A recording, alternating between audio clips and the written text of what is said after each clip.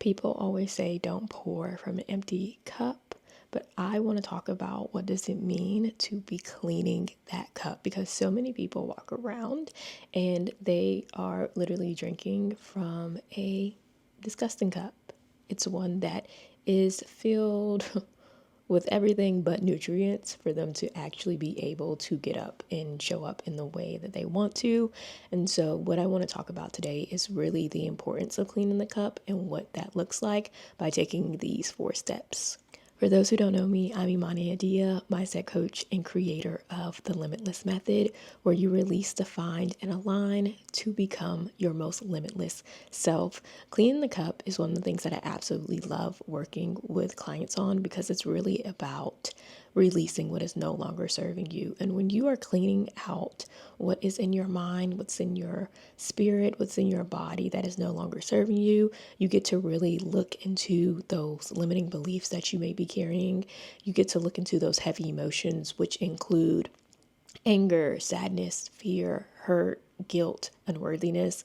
And the reason why I call them heavy emotions is because they are emotions that are still meant for you to be felt. They are telling you something. The problem comes when people are carrying those heavy emotions for too long. It's almost like if I was to tell you, hey, can you hold this bottle of water for a moment? A bottle of water isn't heavy, right? You can hold that bottle for a minute or two, but if I told you to hold this bottle with your arm held out for 24 hours, it would definitely get heavy and you would definitely have to put it down. Those are the heavy emotions, and they're just like any emotion. They are meant to be felt, and you should feel them without being guilty or feeling guilty of, oh my goodness, I'm angry. But once again, that's something that you have been taught.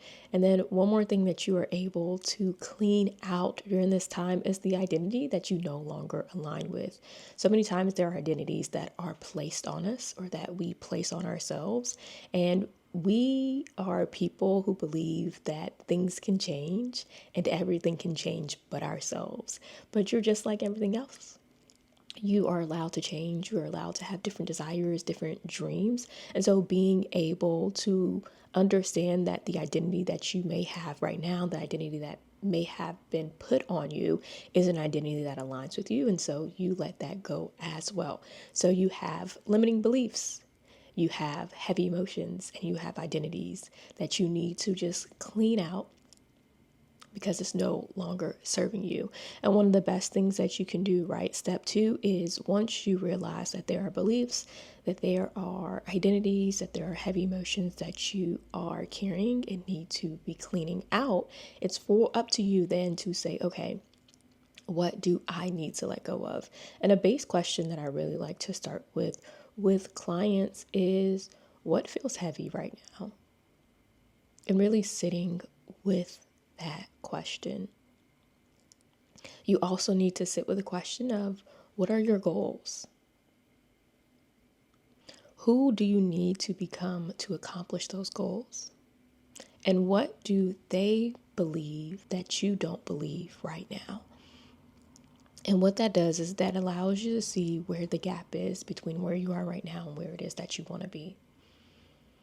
And before you even move forward of how do I align in action, right? In terms of adding things on my calendar or putting together the workout plan or reaching or pitching out to so and so, you need to make sure that internally you have beliefs, you have emotions and emotional clarity, you have an identity that allows you to show up as you need to show up in this 2.0 or in this next chapter or era that you are in.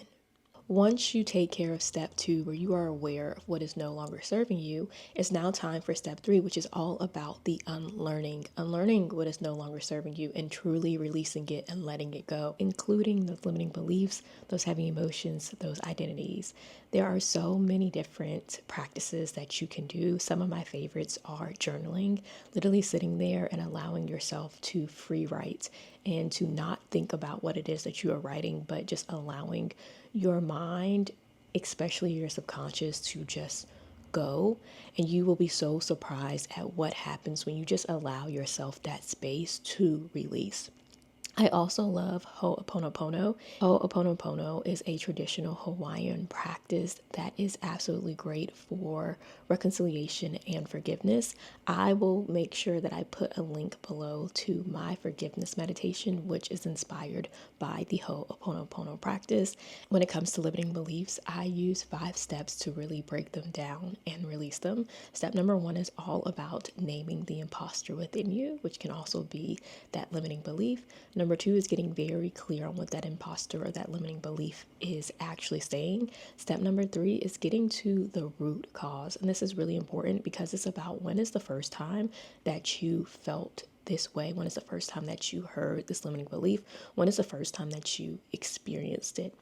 And we all experience things differently, but I really just want you to think about whether it was something you heard or was the way that you felt. And was it something that happened in your childhood? When we're looking at limiting beliefs, a lot of them happen between ages 0 to 7 when we're like sponges and information is just coming into us and we're taking it as true. So if you're uncle whose dreams never realized and he allows what happens to him, right, to then impact the way that he speaks to you, or when you talk about your dreams and he just bashes them and says that that won't happen, and it's because he is working through his own filters of what didn't happen in his life and allowing it to then impact, if you allow it to impact your life in the way that you see it. And so really clearing out those childhood beliefs are absolutely so important. And just thinking about the first time that you experience them, and 9 times out of 10, it's usually between the ages 0 and 7. And so, as I talk about these different methods, which are absolutely amazing, it really brings us to the 4th step, which is making cleaning a part of your routine. Cleaning out these beliefs, cleaning out the identity, cleaning out the heavy emotions really needs to be something that you practice daily, weekly, monthly, yearly. What does that look like, right? So you can journal daily. You can do journaling in the morning and you can also do it at night. One thing I like to do for the night as I wind down is really asking myself 4 important questions. What went well today? What can I do better? What is it that I need to release that I'm still holding on to? And what am I looking forward to for tomorrow? That release question is so important because it allows you then to stop and pause and be honest with yourself about, when so and so came into the meeting late, I was a little agitated, and I'm thinking about it now, and it's agitating me. So I need to let that go. So just pop on the forgiveness meditation, pop on some Ho'oponopono so you just can cut the ties and be done with it for the day. You can also do meditation in the morning and at night just to allow yourself to breathe, get familiar with yourself, and also release. Now, that's something that you can do on the daily. Another thing that you can do weekly just to get your body involved, right? Because those emotions, those feelings can be in our bodies. And so, working out weekly, dancing, moving your body, running, walking, something that you can do daily, but also make sure that you're incorporating weekly, is just moving your body and allowing that energy to be moved.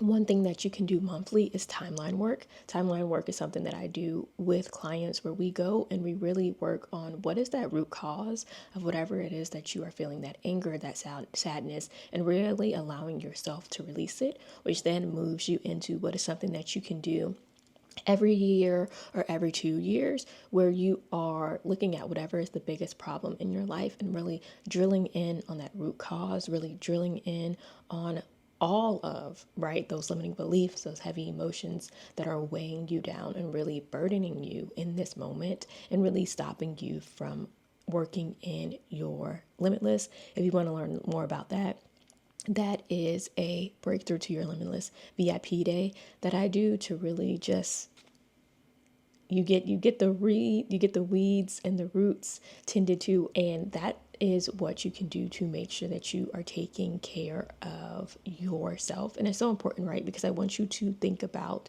the reason why cleaning is so important and making sure that you are doing it often. It's just like when it comes to cleaning dishes in the sink. You may say, oh yeah, I'll get to that dish later, and the next thing you know, if you don't clean the dishes that you have today, you are going to then have to clean the dishes of today and tomorrow. And if you don't do that, then you'll just have all these dishes that continue to pile up until you clean them. And the longer that you wait, the more cleaning you are going to have to do. And I'm aware that we haven't been taught properly, right? How to clean out what is no longer serving us. And I hope from this video and from the resources that I'm going to link below, you can really start to be intentional about the way that you care for yourself.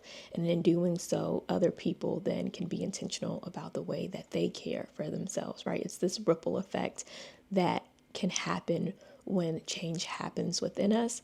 But that's what I have for today, and I will see you all tomorrow. Until next time, be limitless.